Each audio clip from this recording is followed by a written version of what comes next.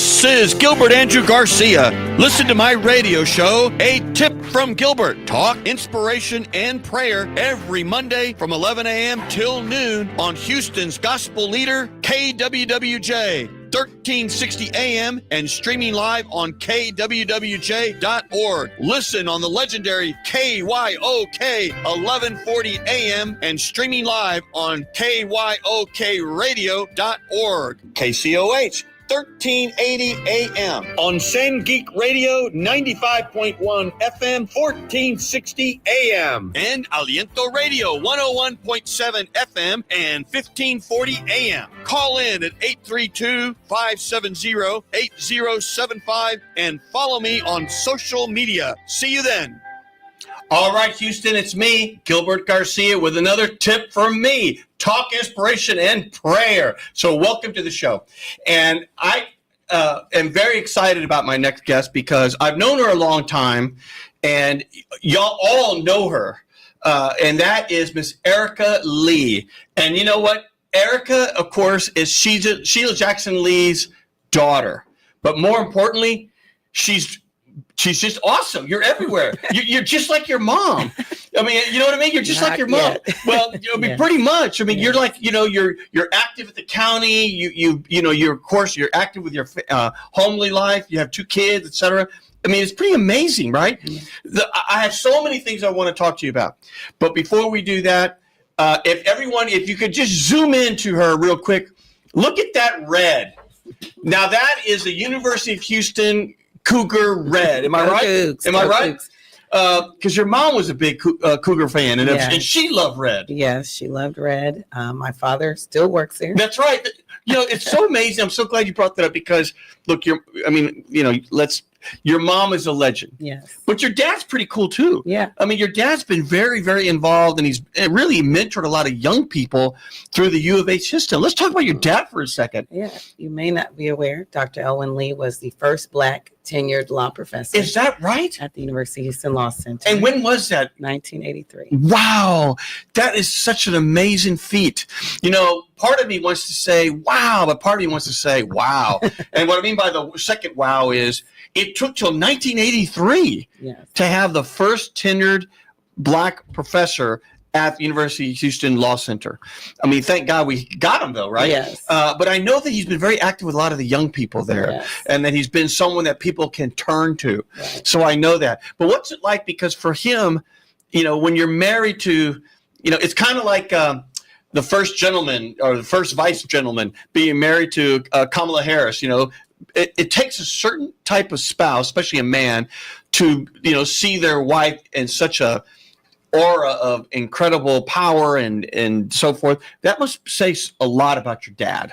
It says leaps and bounds. He's an incredible Houstonian native. And so he's a native? Yeah, native. Wow, I did not know that. Native Third Ward, yes. And so, you know, he originally, the reason he came back, a native Houstonian. Yep. And loved Houston. He thought maybe he'll run. But when he saw how fast she was going and how well you Houstonians liked her, he said, well, maybe she has the higher potential to serve. What an incredible, what's the right word? Just at peace with himself. You know, it's so easy to fall into an ego thing, but he doesn't. No. You know, I mean, what an amazing human being he is. I don't know him as well as I knew your mom, but I see him now and then. He's always very gracious to me.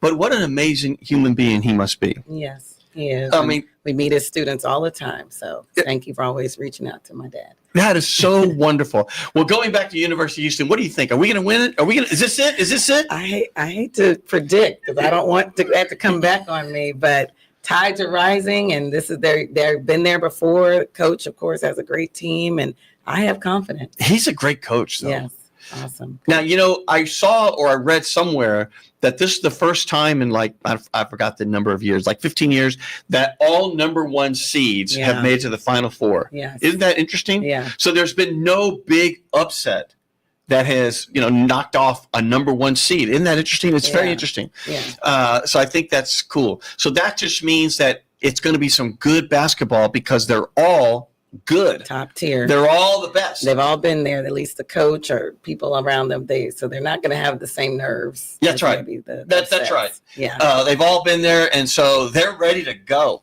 Well, I wanted to do a quick prayer. The show, of course, is Talk Inspiration Prayer, and I always like to have something to motivate us.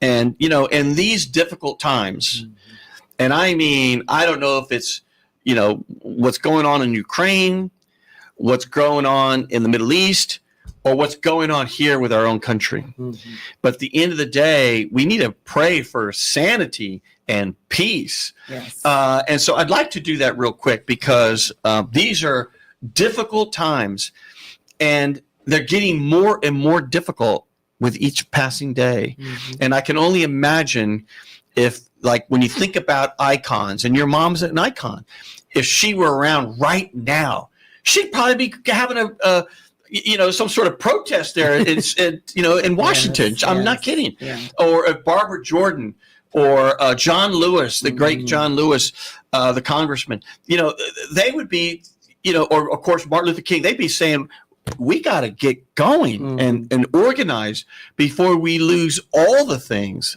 that we fought so hard for. Yes. I mean, I look at it and I'm just in amazement at what's happening. Yeah. So fast. So fast. Yeah. And so painful. But let's do this real quick because I think we need it. We do. So it says, "O God of peace, grant us the serenity to accept what we cannot be changed, the courage to change what can, and the wisdom to know the difference. May our hearts be filled with your peace, which surpasses all understanding, and may our actions reflect your love and compassion. Guide us towards a world where peace prevails, where conflict is replaced by understanding, and where all beings can live in harmony. Amen." Amen. I was reading some of the old one-liners that are really fascinating. I'm going to probably at the next episode bring some from Sun Tzu, who's the great philosopher that wrote about war. And it's so interesting that a lot of his comments about war and conflict were about avoiding it. I mean, it's someone that's all about warfare and the strategy of it and so forth. It was all about trying to avoid it. And I just thought that was very, very interesting. So I want to go back for a couple of things here. So first of all, what was it like being young, Erica being young, with your mom when she was, what was it like growing up in your house? Busy and full of action. Right? She started running when I was 3 years old. So when you were 3, she was already running? Yeah. Because let's think about countywide for Yes, judge. yes, Yeah, that's right. Judge. So she would win the primary but lose the general in those years. But those were still long campaigns, and our house was the headquarters, staying on budget. And before social media, young people, you may not know. Yep. So real phone banks Yep. and real unions making signs, stapling the signs. My dad would go put out the signs. So just always seeing a community of people working together for a cause. So that was always nice to see the diversity even back then of who was supporting. How wonderful. And when you were young, Erica, were you like in the pictures with, as a baby and here's my family? I mean, I can just imagine. Yeah, a few of those, at that point I didn't realize what the pictures were being used for. Yeah. But I remember going, she got heat for being supportive of the LGBTQ plus community, but she used to take me to those nighttime parades. And I just thought it was a great fun time. I got to be out late, lights, people were excited. And they're so festive. Yeah. I mean, it's so festive.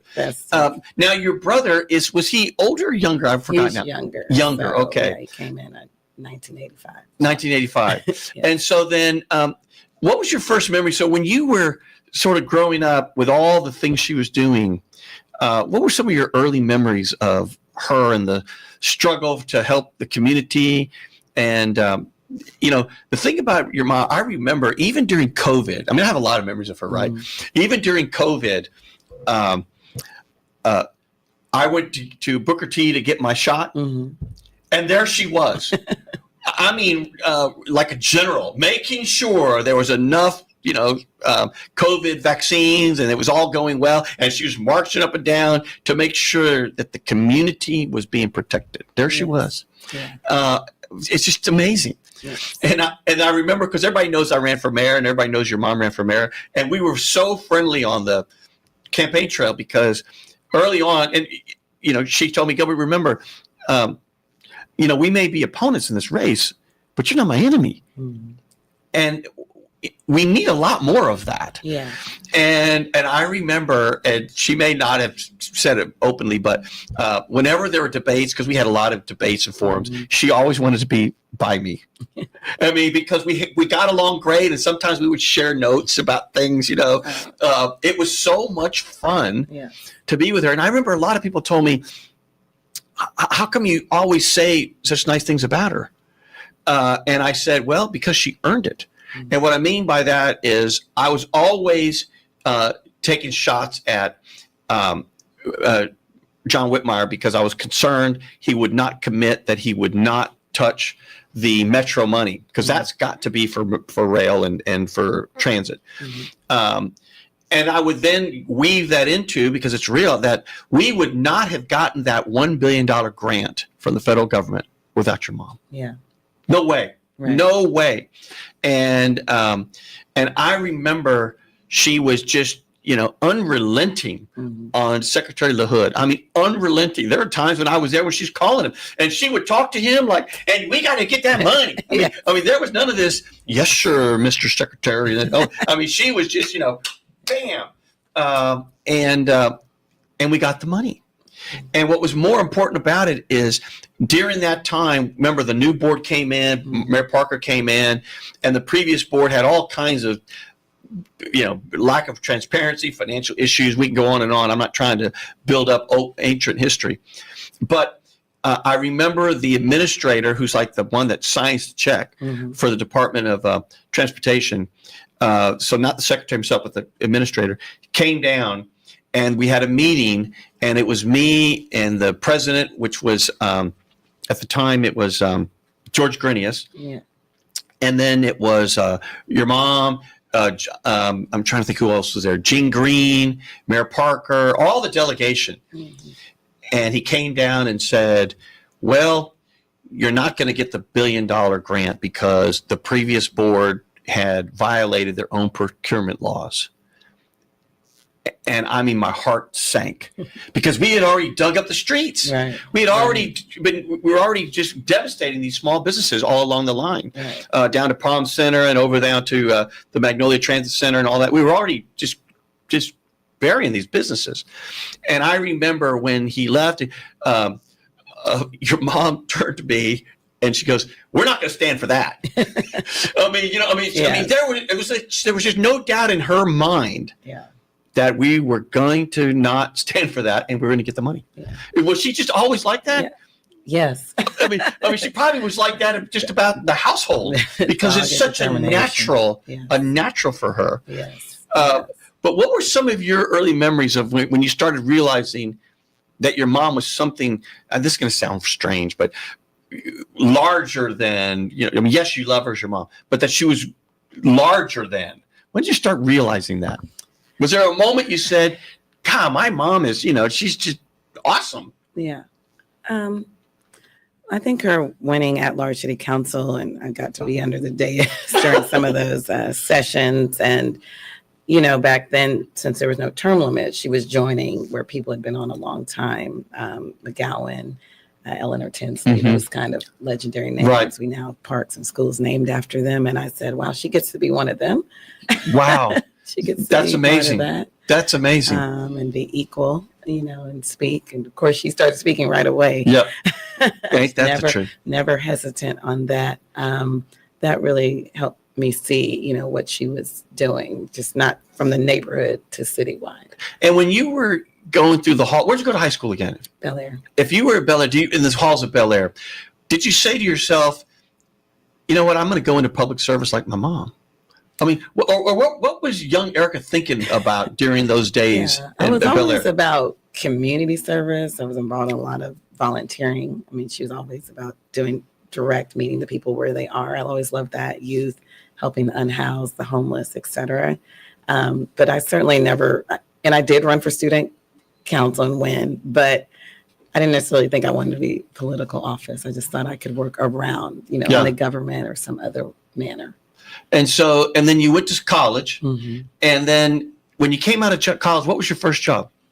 Teaching. And did you enjoy that? I did enjoy a lot of it. And what grade did you teach? First grade. Oh my gosh! I manage money for a living. People know that, and people always say to me, "God, managing money must be so stressful."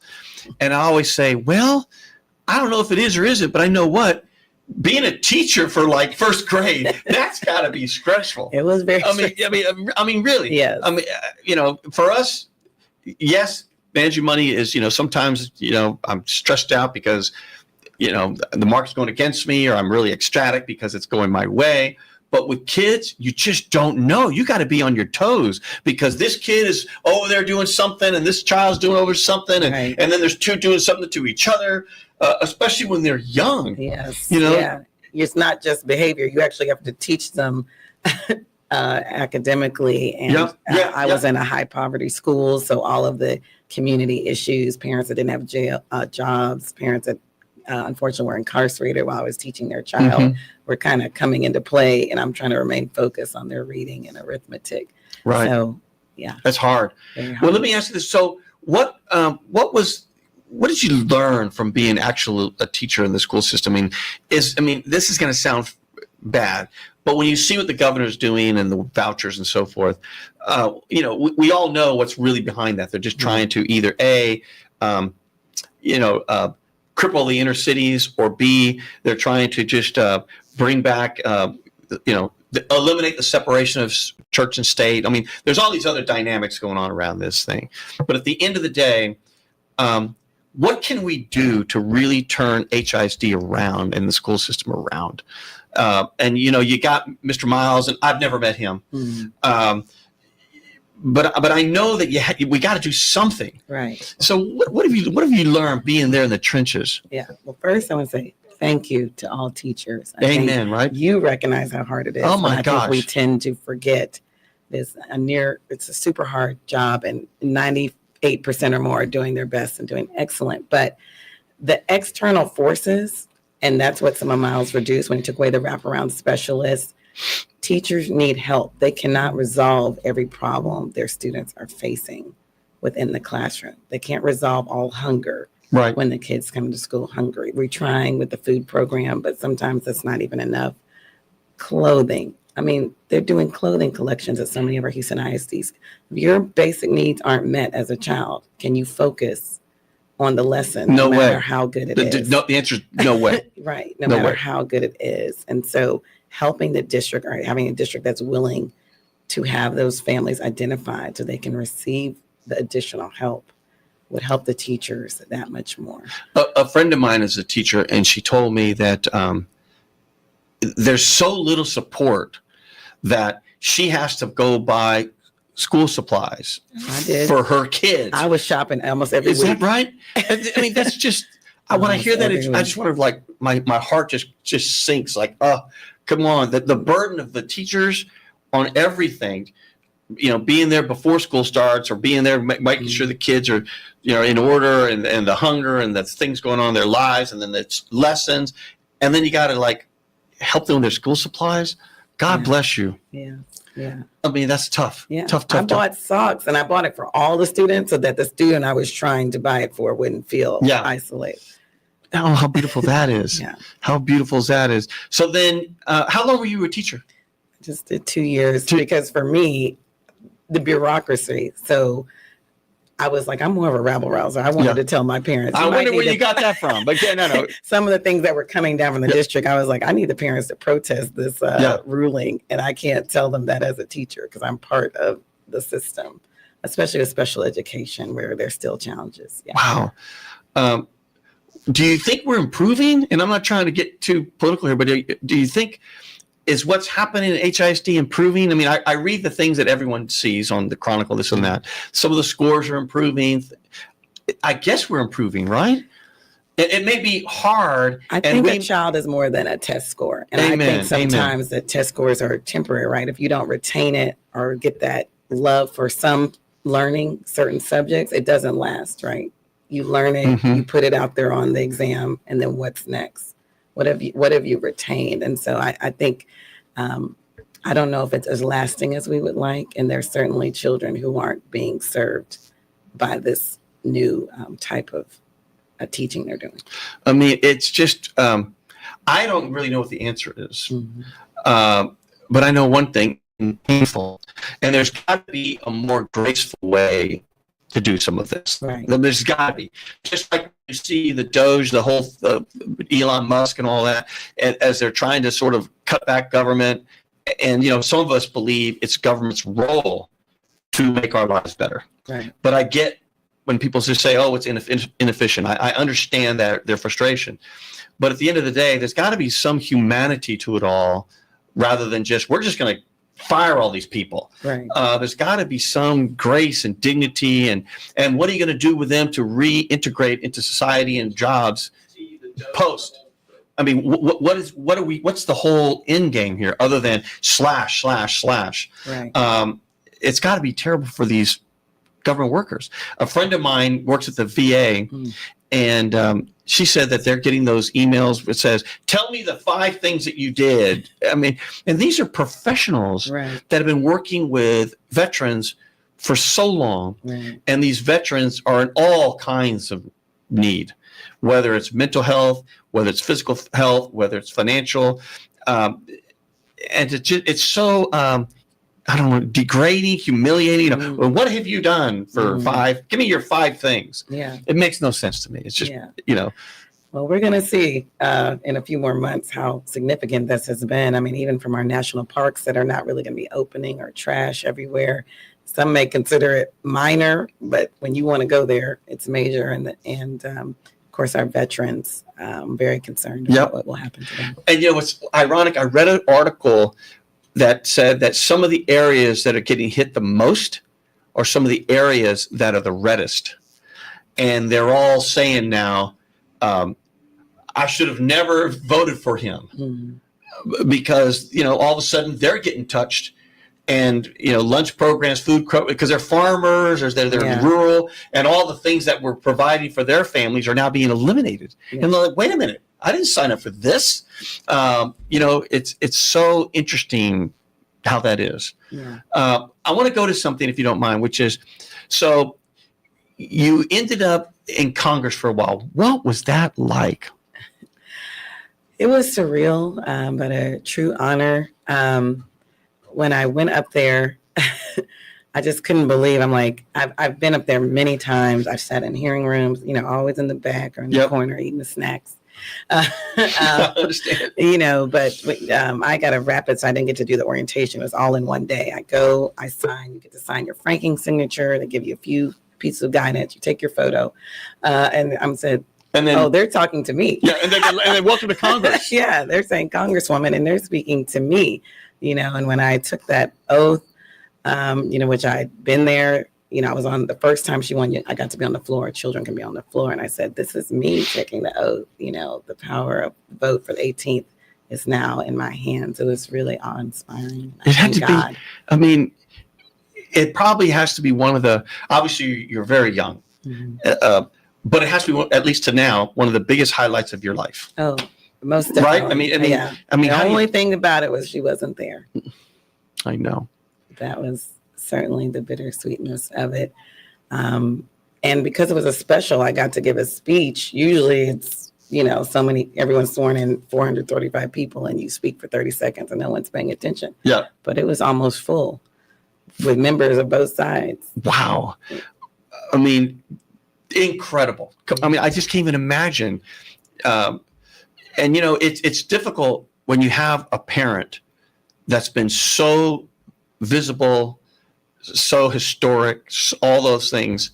I mean, look at her funeral. She had the president. I mean, she had the vice president, the previous president. I mean, Stevie Wonder. I mean, who has all that? Well, your mom does. Yes. But it's like, how do you ever top that?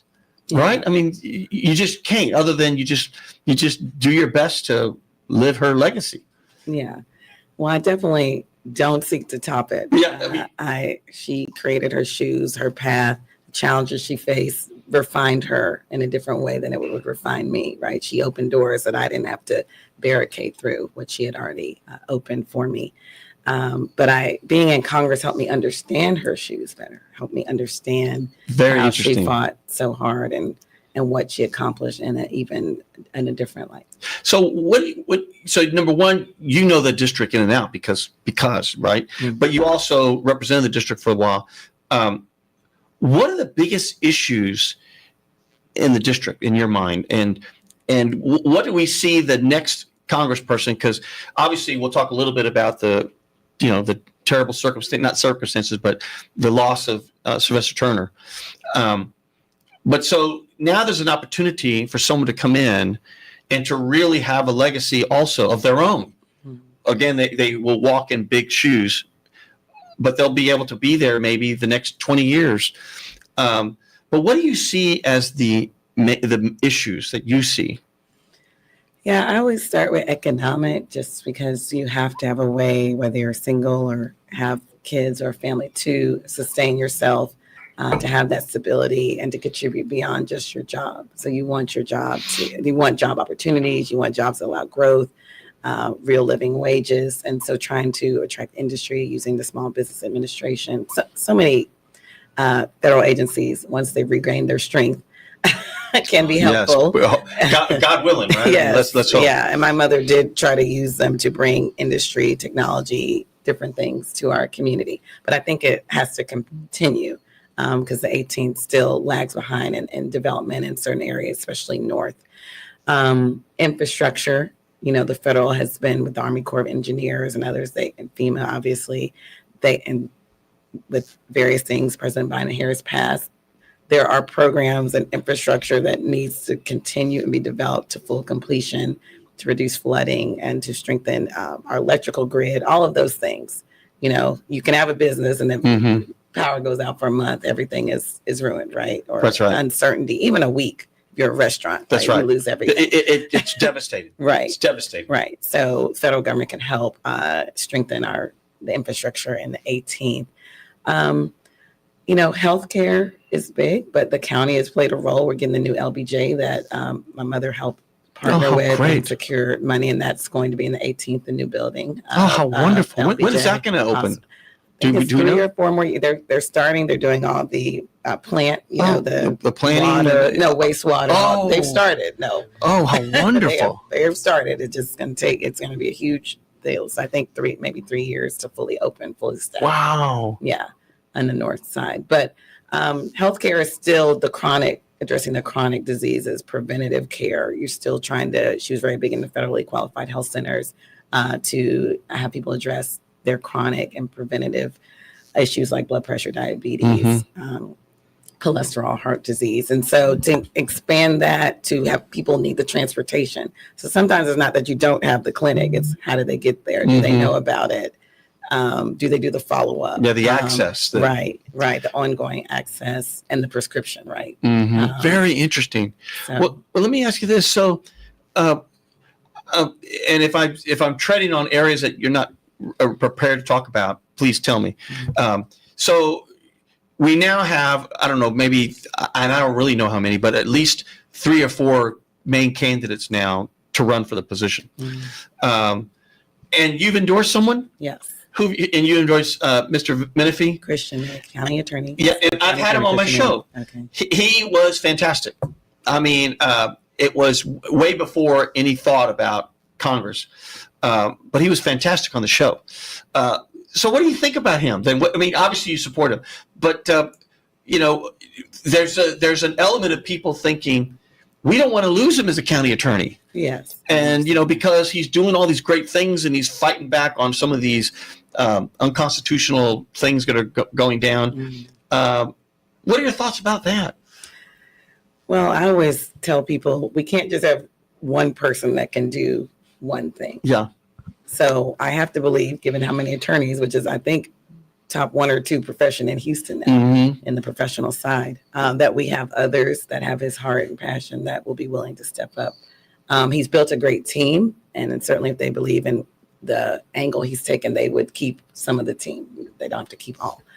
I didn't ask him to run for the 18th. He made that decision on his own. I made my decision on my own.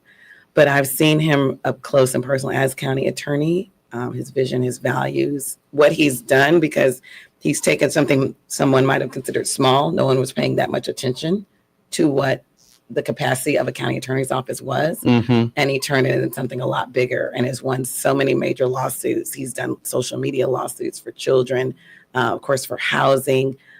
He's done vaping lawsuits, things that he's used his creative mind. And I think that's very important because if he enters, whoever's entering is going to be entering Congress in a challenging time. They need a creativity, passion, and strength.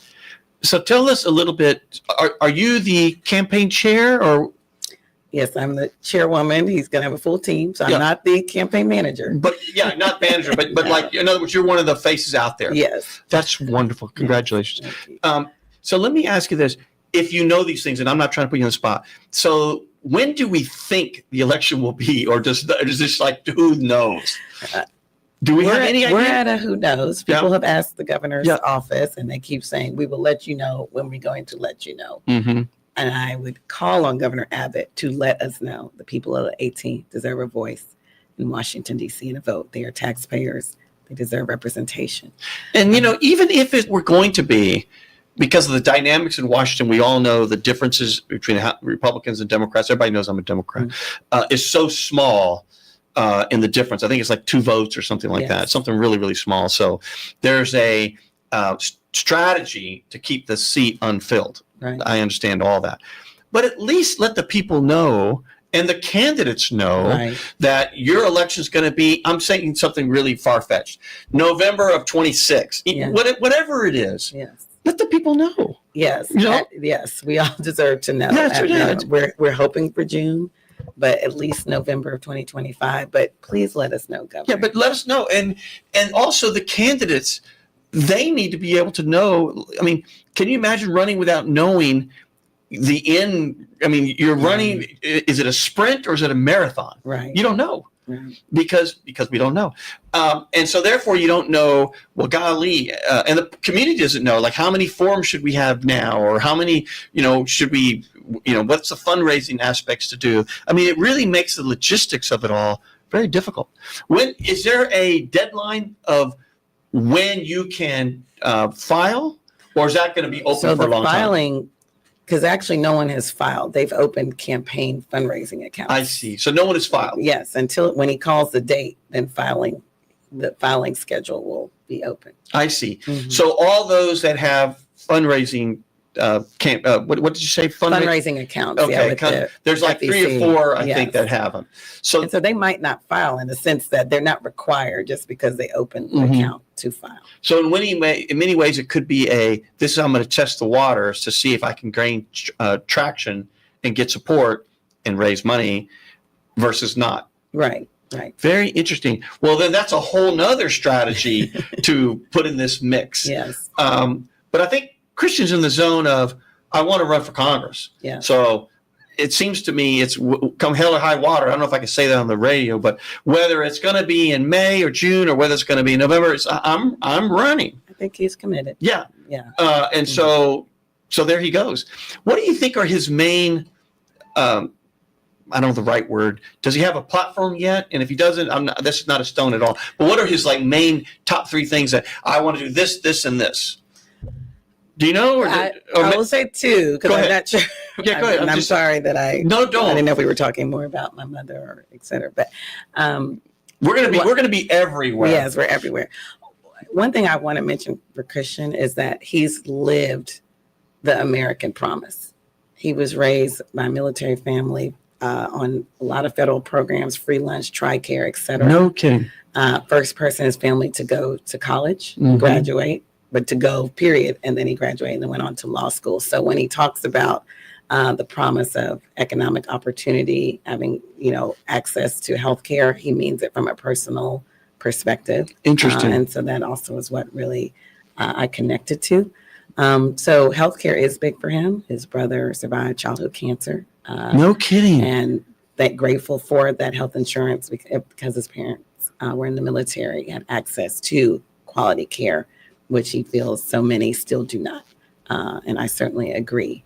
And then, of course, he's big on disaster recovery because of what he has seen at the county. The county works so much on it, and we need a good federal partner to engage, to put the resources where it has to be. And a lot of that's in the 18th, unfortunately, still with our bayous, screens, et cetera.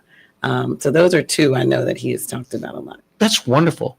And so you worked at the county, and you do work at the county. Yes. So how long have you been with the county? 5 years. And has it gone like fast? I'll tell you a story. So my wife and I have been married 26 years. And honey, if you're listening to me, I love you. But we've been married 26 years. And people will say, well, golly, what's it like being married 26 years? And I'll say, well, it seems like we got married just like yesterday. And they'll say to her, and what's it like? And she goes, well, it seems like it's been 26 years. So I don't know what that means, Erica, but at the end of the day, this 5 years, you said 5 years? Yes. Has it gone like in a blink? It's gone pretty fast. Yeah, I worked for Commissioner Ronnie Ellis the whole time. He's another one that's just like somewhere is everywhere. Yes. I mean, he's another one that I think there's like 2 or 3 of them. Of course, there were 5 of your mom, Yes. but I think there's like 2 or 3 of him. Yeah. And I, he's come and spoken to my firm before and everything. So what have you seen and what have you learned about the county?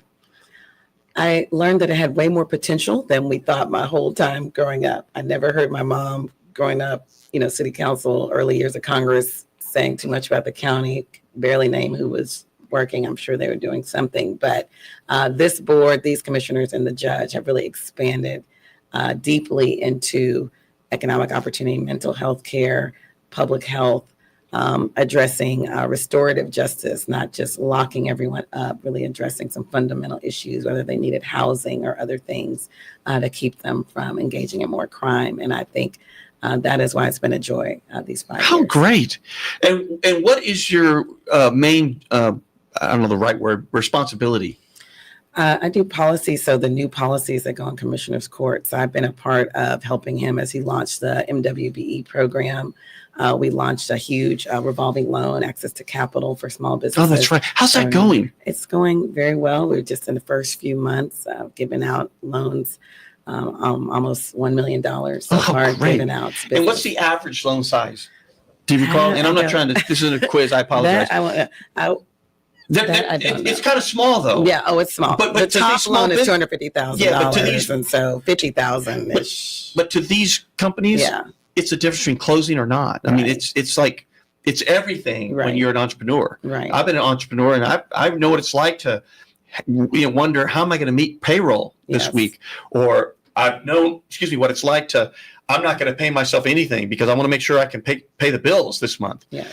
I know that feeling. Yeah. I've lived it. Harris County Opportunity Fund, if you want to look it up. And, well, tell me, so is there a website address or a phone number, or they just call you? Yeah. You may call me, but it's called the Harris County Opportunity Fund.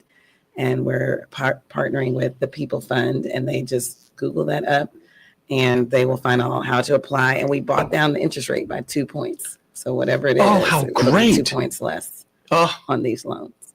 That's wonderful. Because as we all know, rates are, haven't been this high in a while. Right. So all of a sudden, if rates are, 7% or something, it's like, how am I going to afford that? Yeah. Wow. Well, going back, how much is in the pool, or what's the total amount that we can do? The total pool was about $18 million. So great. And we've done about how much again? About $1 million. So we got a lot to go. Yeah. And it's revolving. So once people start paying back, it's going to go back in to the account for future loans. Yeah. So Houston, there you go. Those of you that are starting a business or something, please get on the horn. At the end of the day, government is there to serve you. And so make it work for you, because there are programs out there to take advantage of. And that's what government is for. Oh, how great. So as it relates to the county, what are the other things that Commissioner Ellis has been really championing. I know that he's filling in big shoes with El Franco Lee, right? Because he was there a long time. Yes. But Commissioner Ellis is probably one of the most, I don't want to say qualified, but experienced persons to ever be on the court because he was in the Senate for so long. Yes. And so for him, it's just, like just walking across the street, because no, really, he was in the Senate for so long. Yes. And is his precinct much bigger than his footprint of the Senate district? Yes, yeah. So it's much bigger. Well, or like two times or something? Maybe 2 times. Two times? Yeah. But it is bigger. Yeah, 1.2 million residents. God, that's a lot of people. Yes. When you think about it, there are some cities that aren't even 1.2 million. Right. And so how many people did you represent in the 18th? It's close to 800,000 House members. Wow. Yeah. That's so big. Yeah. And there's almost like no way, unless you're your mom, that you could see the whole district and everybody. Yeah, certainly not. I mean, I don't know who does your mom's scheduling, but boy, whoever does or did, that's the most valuable player of that office because she really had it like clockwork. We're going to go here. We're going to go here. And she wasn't just a flyby. Mm-hmm. She would go and say hi to everybody, wanted to touch her, everybody wanted a picture with her, and she wanted to, just say words. I mean, she really was everywhere. Yeah. She loved it. Even way out of district, Sugar Land, Stafford, she loved diverse communities, hanging out with Pakistani, Indian communities, our Latino community. She would go to so many of their important events just to be a part of it. Isn't that incredible? Yeah. Come on, that's so incredible. And so looking at the court, so were you there before the judge changeover or no? No. Okay, so all meaning obviously other things. Direct. But direct was also under the Leo Hidalgo and the whole turnover to the Democrats. Yes. I wonder what it was like because obviously I'm not close to it, but I have spoken before the court a couple times. It's very different now. Very different. Very different. Very different. Because my image, and this is not a stone at anybody. Everybody knows I'm a Democrat, though, but I'll confess. But this is just an observation. So much of the county government, you didn't really know how decisions were made. And it's almost like they were already made, and then they came out to the meeting, and then it was just kind of like rubber stamped. And that's why it moved so efficiently, meaning the meetings were quick and short. And now there's a lot of debate and a lot of community input. I think that's a good thing. Yeah. What do you think? I mean, I think it's a good thing. Yeah. This is your county government. It should work for you. That's right. Down. And come on down and make your opinion heard. Mm-hmm. When I was Metro chairman, we would let people speak to the board, and Metro's intimidating. We have our Knights of the Round Table look. Oh, God. You know what I mean? Yeah, you know what I mean. And it's very intimidating for speakers. And I remember that they used to have all the committee meetings before I came in. All the committee meetings would meet, and then the decisions were like right after. So there was no real discussion. Mm-hmm. And one of the first things that we did is we put all the meetings live on the internet. No one had ever done that. Uh-huh. And that way you could just watch your Metro at work while you're doing work or while you're at home, whatever you may be doing. And then I moved all the public speakers to the beginning because I just didn't think it was right that they're there all day long and so because they got to work. Yeah. And of course we're supposed to do like 1 minute, but I would take the privilege of the chairman and let people talk way longer. If they had things to say that were relevant to the board or vice versa, they had questions that needed to be answered, we would keep going. And I think that's what's happening at Commissioners Court too. Yeah. They're just letting the dialogue happen. And I know I've heard some people, complain, oh, these meetings are very long. Well, shouldn't they be? They're spending your money. They're spending your money. That's our money. Yes. And they're spending a lot of money. Yes. So why shouldn't there be, longer meetings? And if there really is an issue about the length of the meeting, well, then have more meetings, and so the meetings are shorter, but have more then. Mm-hmm. If there really is an issue about, well, it's 5 hours, well, let's break it up then. but I think it's a good thing. What do you say? I do. They take their time. They each engage with their each other on the court before they vote and let you know why they're voting or not voting and what the real issue is. And I think that people can rewatch. We have a transcript, so you can always search it for your issue. Oh, is that right? Yeah. Oh, we have how a great. Yeah. Yeah. So you can, if I wanted to talk about, I'm just making it up, ABC Bridge or Park, rather than sit through the whole thing, I can go type it in, and then it will go to the section, yes, of the meeting, of the transcript or of the actual video. Both. Wow! You gotta start playing, and then you see the words. Yes. Oh, how great! Yeah. Well, you know what, Houston and Harris County, there's no reason to not be involved because we're making it easy. Yes. So get involved and make your voice heard. My mom always said, if you don't vote, don't complain, because so many times people say, well, I don't like this and I don't like this. Well, guess what? You have a chance to change that. So change it. So let me ask you this. So how's the race look for Christian? I guess it's way too early because who even knows what the lineup's going to be? I think it's too early. Yeah. I think he's getting out there as are the other candidates. And I do want to honor my dear brother, the Honorable Sylvester Turner, who was serving so well and the people loved him. And I think some of it is we're trying to give ourselves time to get over these losses. We're not going to get over it, but to adapt our mind that we actually have to pick someone else. Can you imagine the vacuum of leadership between the two of them?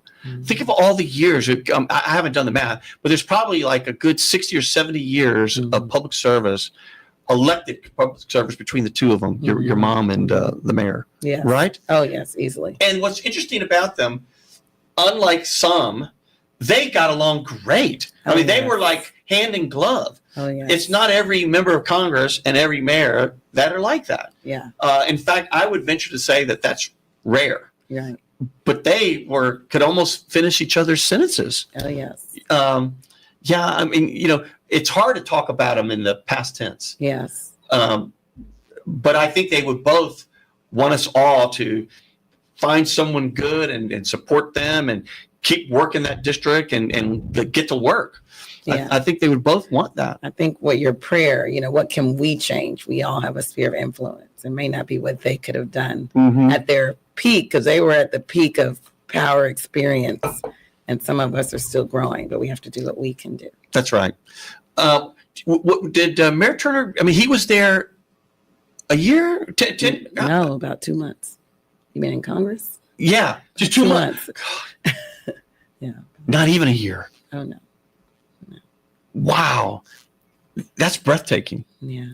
Maybe it's because you're so used to seeing him that they just sort of blend. Yes. So he was there 2 months. He really wasn't able to spread his wings and really make an impact. But I think he would have very quickly. Oh, yeah. He's a astute legislator. Yeah, he was making an impact with his relationships. He built many strong already with his caucuses and committee. But Congress is slower. So committee work takes time. Yeah. Yes. No doubt. The other thing that's hard about Congress is, in my opinion, it's one thing if you're in New York, the geography. It's another thing to be from Houston, Texas, and you have to go to DC. Yes. Because that's hard. And your mom, I don't really know her schedule, but she was home a lot. Yes. Did she just come back almost every weekend? Almost every weekend, right? If she wasn't taking special trips, to abroad, sometimes they go abroad or they go visit an example like federal government helped build this factory and you want to see it so it can happen in your community. But she made a point, especially while we were younger in high school, my brother was younger, to come back every weekend. Yeah, I have seen her on the plane before, and I've seen Al Green, Congressman Green, on the plane before. Excuse me, and there they are, just like regular folk, and but they're always saying hi to everybody because, of course, everybody wants to touch your mom, and Sheila. There are only so many people that are known by one name, by one word. There's like Cher, right? Yes. And there's like Madonna. Yes. Well, there's Sheila. Yes.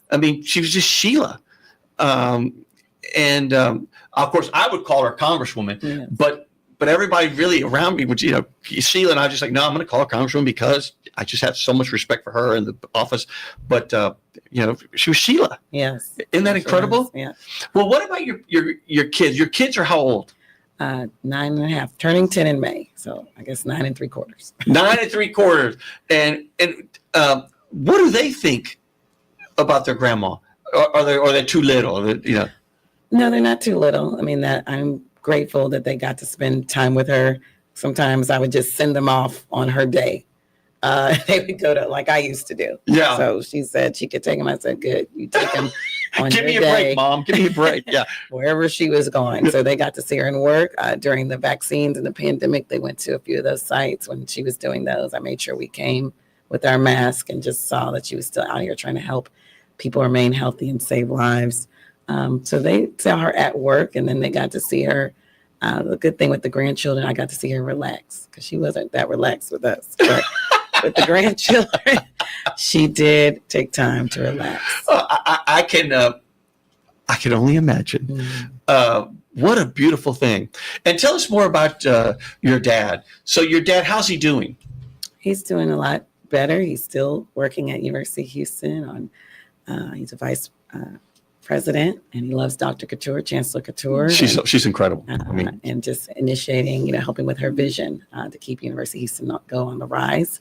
And that keeps him going. And he's involved in so many initiatives throughout the Third Ward community related to housing and education. He's such a gentleman. Yes. He's just you just want to give him a bear hug when you see him, because he's kind of a big, gregarious, you just want to give him a bear hug. Yeah.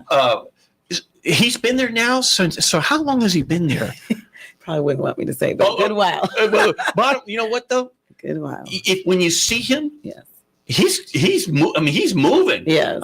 He's more active than probably people that have been there, 10 years. People half his age. He's moving. Yes. And he's making a difference. Yes. And let's hope that the good Lord gives him a lot more time to continue to do a lot of great work. Yes. But the law center there has become a fantastic law school. Oh, yes. And I've seen the evolution in the last, I moved back. Remember, I'm from Corpus Christi. Mm-hmm. And, I'm a first generation college, all those stories too. And then I went to Yale, like your mama. And then I worked on Wall Street for a little while. And then I came back in 1990. So I came to Houston in 1990. So I had been gone for about 11 years. And, so I saw a lot of the things that were evolving, but I wasn't really involved. I was a soccer dad trying to build my business. And it really wasn't until Mayor Parker ran, because I was close to Mayor. And that's kind of what got me more engaged. I've always been kind of a supporter, but I really got engaged. And so let me ask you this. If there's sort of like one thing that you really would like to see done differently, is there anything that comes to mind?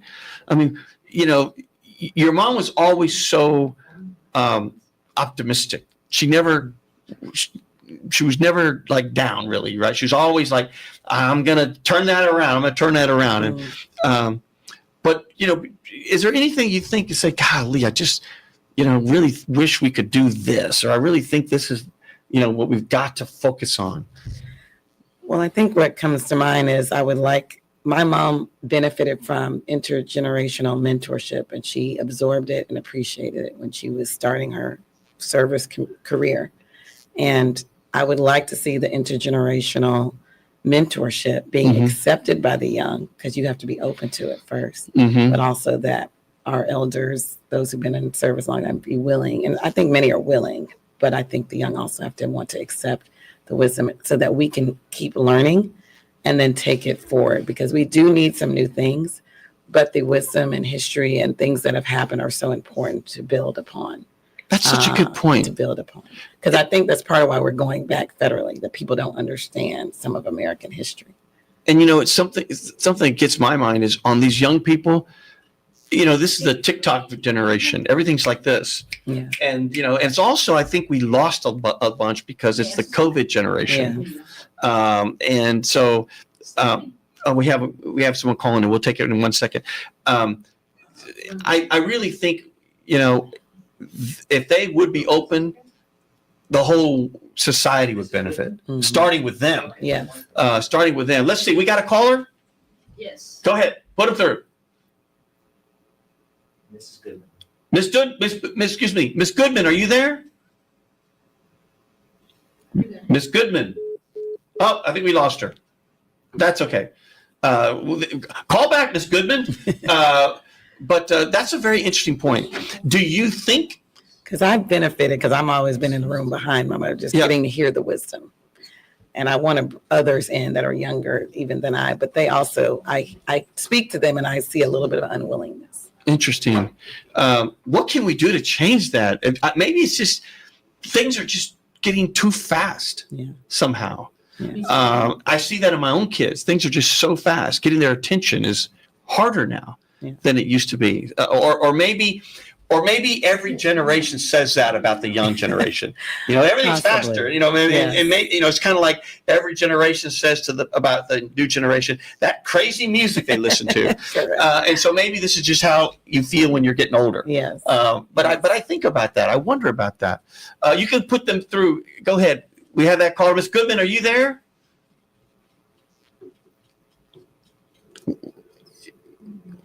Go ahead. Put them through. Miss Goodman, are you there? Hi, yes, this is Mrs. Goodman. Hello, first of all, hi. I'm just honored to even be able to listen and listen to this. And just had a question. So, I know that your mother did so many great things, not just in her area, but just period for so many people. And by the way, also I'm honored that you're filling those. Well, you're not filling the shoes, but you're also doing it as well. What about your children? Do you think that they will also be doing this as well? Because it's very hard to, like Gilbert said, get the young people out to do things. How do you activate them to do something that's been in history for so many years? My mother loves your mom. So honored to have generational support from my mother, and we thank you. You allowed her to fly.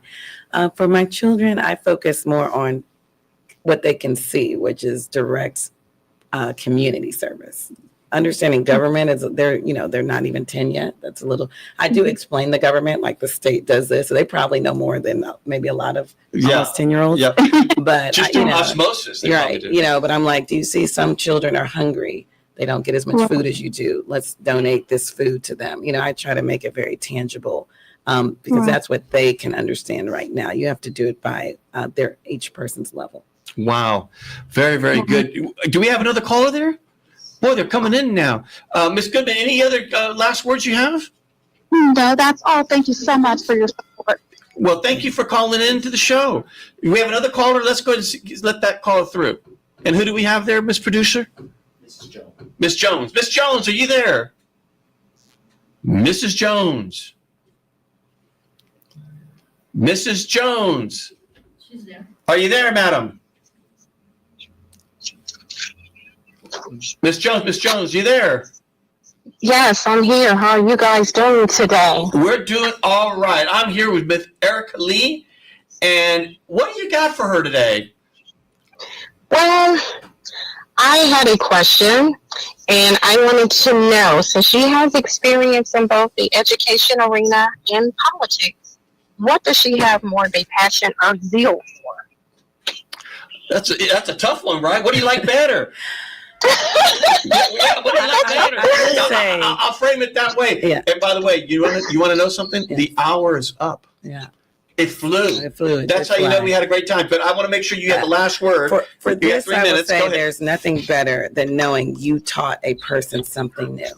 Whether it's your own child, someone else's child. I work with interns now, so I'm working with a lot of college and graduate students, so we teach them about professionalism. So I would say that brings me great joy. But politics is a way to help so many more people. If you change a whole law, you're changing the life of so many people. And so it has way more a bad side. And so that makes it challenging for good people because you have to deal with a lot of bad people. But if you can break through that, which my mother did, she was able to help our nation. Amen. Thank you very much for that call, Miss Jones. Okay. Erica, we have about a minute and a half. You have that camera And I want you to say whatever you want to say. And I know we were all over the place. We talked about your dad. We talked about your family. We talked about being a teacher. We talked about your mom. We talked a little bit about Christian, and he's running for District 18. Anything you want to say? First, I want to thank my husband. So my name is Erica Lee Carter. Oh, Carter excuse me. family, Of course. For all their support since I've been married to him as well. How long have you been married? Heading into our 13th year in November. And does it seem like yesterday? Does it feel like 13 years? I don't even answer that. Okay. Please keep going. My mom loved my wedding. She had quite an entrance. So for those who were there, she had a military entrance to my wedding. Oh, how wonderful. But I also want to personally thank Houston.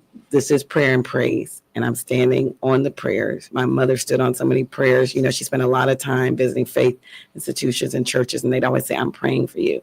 And that gave her strength to work, to fight for justice, to face adversity, challenge upon challenge, because the prayers and her faith, she stayed positive and that she could do it. So I try to hold that close when I get down, which is easy to do right now. Yes. That we still have a faith and a hope in a brighter day.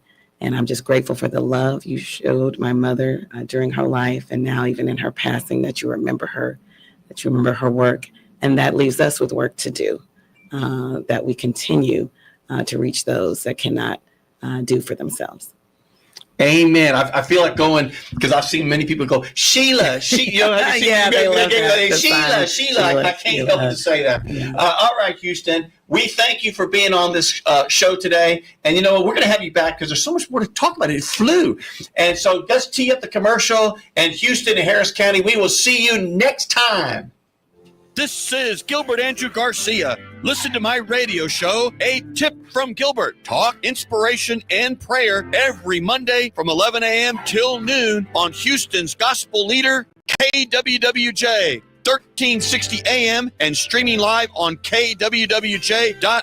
Listen on the legendary KYOK, 1140 a.m. and streaming live on kyokradio.org. KCOH, 1380 AM on Send Geek Radio, 95.1 FM, 1460 AM, and Aliento Radio, 101.7 FM and 1540 AM. Call in at 832-570-8075 and follow me on social media. See you then.